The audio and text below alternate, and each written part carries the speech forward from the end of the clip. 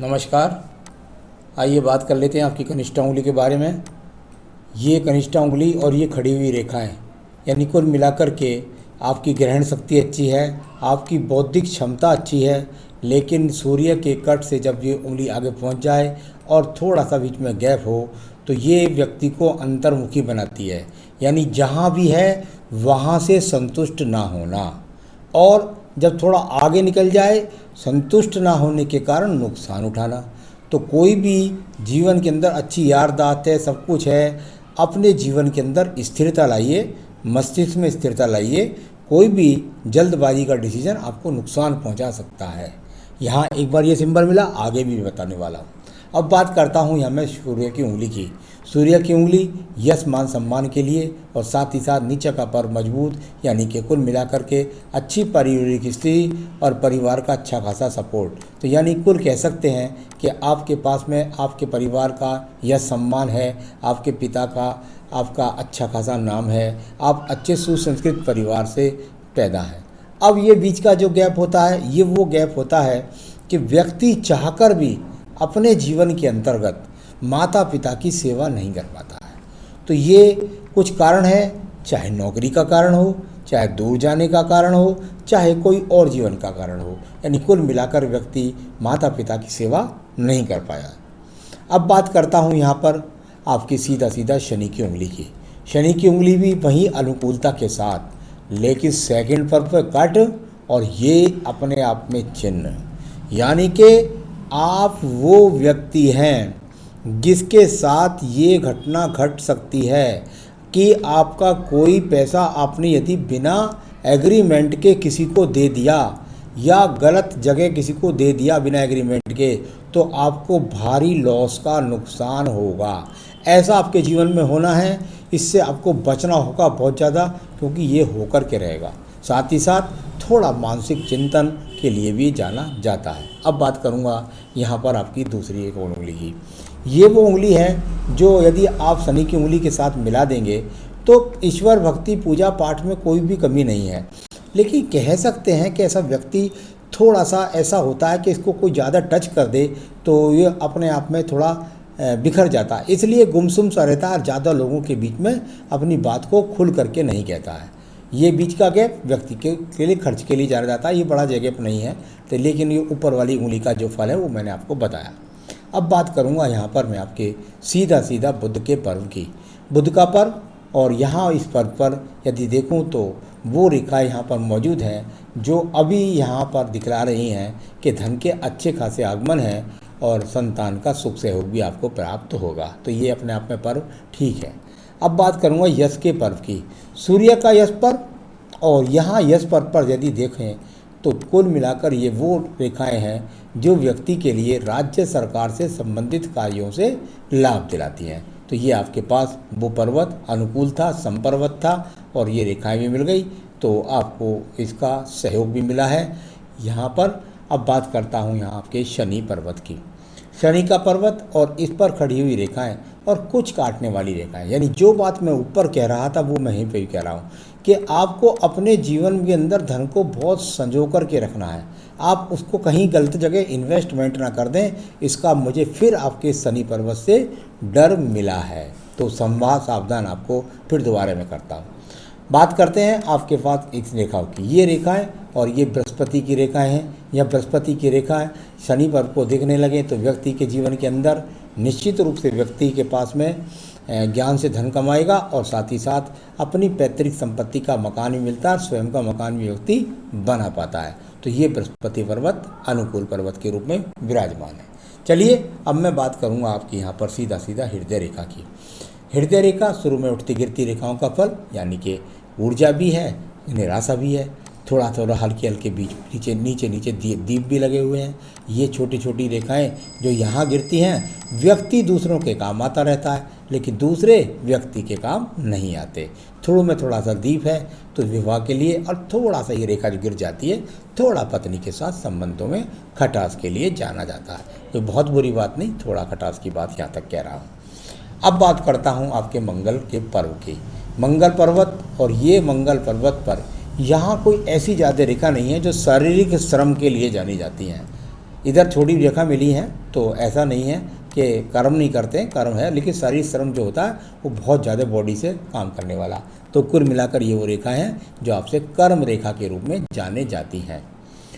बात करता हूँ आपकी बुद्धि रेखा की। यहाँ बुद्धि रेखा अनुकूलता से चल करके और मंगल पर्वत की तरफ देख रही है। ये रेखा ने यहाँ गई और ये यहाँ से जाकर के मंगल पर्वत की तरफ देख रही है, यानी कि नौकरी के कार्य। दो रेखा यहाँ से निकली। झगड़ा, झंझट, मुकदमा, यहाँ इस तरह की कोई स्थिति नज़र नहीं आ रही है। तो इस तरह की कोई स्थिति नहीं, और साथ ही साथ ये रेखा आपकी यहाँ जाकर के इस रेखा का संबंध, बस एक कमी है इस रेखा में, ये रेखा इस रेखा के साथ अटैचमेंट कर गई और ये जा रही है बुध पर्वत को देख रही है। जब बुद्धि रेखा का बुध रेखा से इस तरह ऊपर देखने के लिए संबंध बन जाए तो व्यक्ति के दिमाग में धन कमाने की इच्छा बहुत ज़्यादा होती है। बस उसके दिमाग में योजना चलती है कैसे मेरा धन आए और धन हो जाए और धन हो जाए।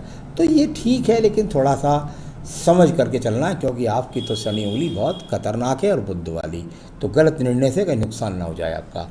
अब बात करते हैं हम यहाँ पर आपके चंद्र पर्वत की। चंद्र पर्वत, और यहाँ चंद्र पर्वत को देखता हूँ तो ये वहाँ वो रेखाएं कोई नहीं हैं जो विदेश यात्रा के लिए जानी जाती हैं, वैसी रेखाएं यहाँ पर अभी मौजूद रूप से नहीं हैं।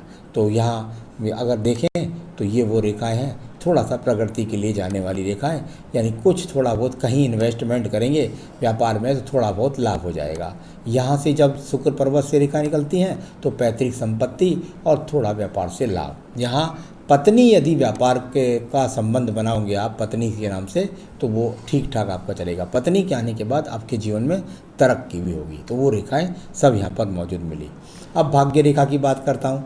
देखिए, मणिबंध से मिलकर के भाग्य रेखा का उदय होना, यहाँ बहुत सारे संबंध होते हैं। ऐसी रेखाओं को मैंने ऐसा भी फल देखा है कि व्यक्ति को पिता की नौकरी मिल जाती है, किसी कारण से पिता की नौकरी। ऐसा नहीं होता तो क्या होता कि पिता का व्यवसाय मिल जाता है, तो ये इस तरह का। ऐसा नहीं होता तो पिता की संपत्ति मिल जाती है। साथ ही साथ ये रेखा आपकी भाग्य रेखा ठीक रूप से यहाँ पर चलती हुई हैं। थोड़ा बहुत एक्सिस वाली रेखाएं, राहु रेखाएं काट रही हैं, तो उनका थोड़ा ध्यान रखना होगा। गलत पैसा फंसने के संयोग यहाँ आपके लगभग ऐसा कह सकते हैं 39 से 40वें वर्ष में कोई इन्वेस्टमेंट मोटा नुकसान हो सकता है, संभावना वहाँ ध्यान रखना, या कोई मकान परिवर्तन ट्रांसफ़र का सामना करना पड़ सकता है। अब बात करते हैं आपके शुक्र पर्व के बारे में। शुक्र पर्व और यहाँ संसाधन की बहुत सारी रेखाएं तीव्र गति से बाहर की तरफ जा रही हैं, यानी कह सकते हैं कि धन के साधन तो आपके पास ठीक ठाक मौजूद है। आपके हाथ के अंदर संतान रेखाएं बिल्कुल स्पष्ट नज़र आ रही हैं। 2 से 3 संतान का रोग बाकी पत्नी के हाथ से पता लगता है, तो वो भी ठीक है आपके पास में। आयु रेखा की बात कर लेता हूँ। आयु रेखा तो बिल्कुल बहुत शानदार, यानी 80 साल की आयु रेखा। तो चलिए, सारी रेखाओं के पर्वतों का पहले मैंने फल बता दिया, अब आपके सवाल ले लेता हूँ। सर, मेरे जीवन में गोल्डन टाइम कौन से साल से आरंभ होना शुरू होगा और कब तक रहेगा? देखिए, सवाल ये है कि जो आप गोल्डन टाइम कहते हैं, ये मैं समझता हूँ आपके पास ईश्वर कृपा से चल रहा है, कोई ख़राब नहीं इस समय नहीं है। बहुत गोल्डन की बात करूँगा तो मैं समझता हूँ लगभग 42 के बाद से लेकर 55 वर्ष तक का ज़्यादा अच्छा आपका वो समय होगा। तो चलिए, ये बताया मैंने आपको। अब बताता हूँ। सर, मैंने अभी शादी नहीं की है, लेकिन जब मेरे फ्यूचर में शादी होगी तो पत्नी के साथ रिश्ते कैसे रहेंगे? आप खुशी से रहना चाहते हैं, ठीक है। मैंने देखा ये बहुत भोले व्यक्ति का हाथ है जो मेरे सामने है, जिसको मैं देख रहा हूँ, और यहाँ पर थोड़ा सा ये हल्के एक्स हैं। तो पत्नी के साथ देखिए जो संबंध हैं वो थोड़ा हल्के टेंशन वाले हैं। कोई बहुत बुरी बात नहीं है, कोई बहुत ख़राब ऐसा तलाक के कोई योग नहीं दिखलाई पड़ रहे अभी तो हाथ में। तो आप शादी करिए, थोड़ा बहुत तू मैं तो सब पति पत्नी के बीच में होते हैं आपके, क्योंकि छोटे एक्स हैं तो आप एक्स यहाँ तक बने हुए हैं। तो सवाल ये है कि आप स्वयं जो है ना कुछ ज़्यादा सोचते हैं, इतना दुनिया में होता नहीं है जितना आप भोली तरीके से सोचते हैं। तो बस इसका आपको ध्यान है, कोई गलत डिसीजन ना लें प्लीज, कृपया करके, सही रहेंगे आपके संबंध। अभी सरकारी नौकरी का, हाँ वो तो आपका हाथ दिख गया, आप करते हैं बिल्कुल। बिजनेस के लिए मैं आपसे कहूँगा कि बस जैसे आप बस कहीं पे छोटा मोटा कोई प्लॉट लेकर डाल दें, कोई ज़मीन लेकर डाल दें, इस तरह का बिजनेस करें तो ज़्यादा आपके लिए अच्छा है। कोई दूसरी तरह का बिजनेस ना करें तो ज़्यादा आपके लिए अच्छा रहेगा। तो ये आपके लिए मैंने बताया। तो बिज़नेस का मन करता है तो इस तरह का इन्वेस्टमेंट करिए आप। मेरे हाथ में शेयर मार्केट पर आपका डीमैट अकाउंट है, और ठीक है, कोई बात नहीं है, वहाँ थोड़ा थोड़ा इन्वेस्टमेंट करते रहिए। जो आपने बताया कंपनियों में निवेश कर रखा है, थोड़ा थोड़ा करते रहिए, लेकिन ये कोई शेयर बाज़ार में बहुत मोटा पैसे कमाने वाला हाथ नहीं है। तो उसे टुकड़ों टुकड़ों में छोटे छोटे रूप में कीजिए, कहीं, क्योंकि बड़ा नुकसान, काला जो तिल है वो मोटे इन्वेस्टमेंट को ले डूबेगा, फिर आप पर आपका दिमाग उससे काफ़ी डिस्टर्ब हो जाएगा। तो उससे आपको बचना है। छोटे छोटे निवेश करिए जिससे आपको किसी प्रकार का ज़्यादा टेंशन का सामना ना करना पड़े। मेरी लाइफ में विदेश यात्रा, अभी कोई विदेश यात्रा की रेखा हाथ के अंदर नहीं बनी है। यहाँ चंद्र पर्वत से संबंध नहीं बनना, वरना तो यहाँ से तो रेखा निकल रही है काफ़ी, लेकिन इनका संबंध थोड़ा चंद्र पर्वत से बन जाएगा। तो आप यदि सोच रहे हैं तो ऐसी, मैं तो सिर्फ 10 महीने के लिए देख रहा हूँ, आगे आपके जीवन में हो सकता है चंद्र पर्वत से रेखा निकल करके इनसे संबंध बनाए, और ये रेखा जाती हुई यहाँ पर जो जा रही है और ये यहाँ तक पहुँच जाए आपके जीवन में, बस आप विदेश पहुँच जाएंगे। तो इस प्रकार का है। ये रेखा मस्तिष्क की तरह मजबूती के साथ यहाँ पहुँच जाए तो आप विदेश पहुँच जाएंगे। तो ये इस प्रकार की रेखाएं जो आपको विदेश अपने हाथ में देख सकते हैं आप खुद। बुढ़ापा आपका कैसा होगा? बिल्कुल बढ़िया होगा, फर्स्ट क्लास होगा, किसी भी प्रकार की कोई चिंता नहीं की बात नहीं है। तो बस मानसिक संतुलन को रखिए, टेंशन में मत जाइए बस, क्योंकि थोड़ा जल्दबाजी, टेंशन, इस तरह की योग आपके हाथ के अंदर है। चलिए, ये सब कुछ हो गया। अब मैं बताता हूँ आपको क्या आप करें। देखिए, सबसे बड़ी बात तो ये है, अगर आपने शनि का छल्ला पहन रखा है लोहे का तो ठीक है, अगर चल रहा है। अगर आपने यहाँ नीलम पहन रखा है तो खराब है, ठीक है।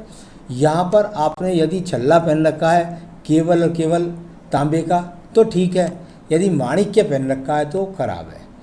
इस हाथ के अंदर यहाँ यदि पन्ना पहन रखा है तो वो आपके लिए ओके है, और यदि आपने यहाँ ये पुखराज पहन रखा है तो ये आपके लिए ओके है।